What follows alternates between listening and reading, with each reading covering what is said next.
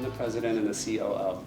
So I wear just a bunch of different hats. I do whatever it takes to get the job done. I don't care if it's, going to visit a key account down here in San Diego or going to a factory in China, going to a trade show. Like, I love the diversity of my role. But one of the most important aspects of my role is cultural stewardship and making sure that everybody that's coming on to the program at Stance really understands the culture and embodies the values. So I do what's called a Culture 101. When new employees come to Stance, we do a session together and we do a really deep dive into the culture. And it's to make sure that everybody understands what it's about and how it's lived out on the day-to-day at Stance. When we think about culture, we think about values, right? And that's what I had been referring to earlier on. And I'm going to share our values with you in a minute. But it's not just one thing to have the values and define them, but you have to walk it out. Like, you have to be authentic, and you need to have actions, right? So we have gone as far as not only defining our values, but every single year in our operating plan, we put a culture activation plan. So if I showed you our 2016 business plan, you would have a strategic component, you'd have a financial component, and you'd have a culture component. And the activation itself is just different events that we do throughout the course of the year to help us reinforce the culture, reinforce the values, and live those things out throughout the year. So you can't just have the value, you need action to support it. I'm going to share with you some thinking around our culture, okay, and how we view it.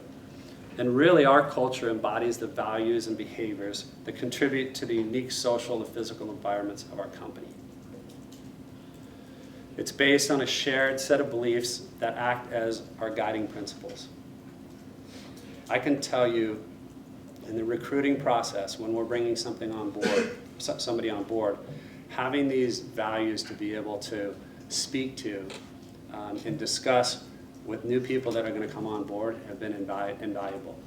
In fact, what we've done is we have a two-pronged hiring process. The hiring manager will assess the candidate for talent and skill, as well as cultural fit, but then they go through a second interview process where they have to meet with 2 out of the 5 co-founders to have a culture interview. And the idea there is myself, when I'm doing a culture interview, I want to be able to communicate the culture and what it's all about. I want this person to understand what they're coming into, how we think about performance, how we think about creativity, how we think about entrepreneurship. Those are all super duper important things. And in a traditional interview process, if I'm the hiring manager, I'm sizing the individual up to see if I want them to be a part of what we're doing. In our environment at Stance, we're certainly assessing their talent and their culture fit, but we want them assessing us. I don't want anybody in here to come to Stance and end up in an environment and a culture that they're like, whoa, this is not a good fit for me.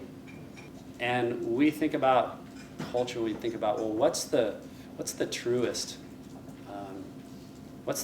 experience of culture, right? And for us, it's the referred part. And what I mean by the referred part is that the people who are working there, when they go home to talk to their family members or their friends, or they're sitting down with somebody that we were trying to recruit to bring onto the team, they're talking about the culture. They've become the disciple. They're the ones that are preaching the benefits, the values, and articulating how we operate from a culture perspective. Think of it as like it's word of mouth, right? And that, I can tell you, that spreads and it feeds on itself. And it can be positive, it can be negative. So how we did it is we established brand values and a mantra that guides the decisions that we make. So our mantra is freedom and accountability. And we spent actually a lot of time. I know those 2 words sound very simple, freedom, accountability.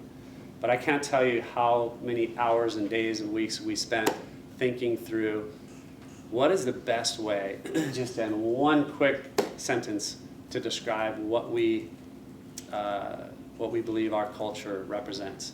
And for us, it's freedom and accountability. And we believe that strong culture increases overall brand value. We feel like it provides mission clarity, what we want to do and how we're going to do it and how we're going to conduct ourselves in the process. It empowers, it's empowered and it creates empowered and enthusiastic employees.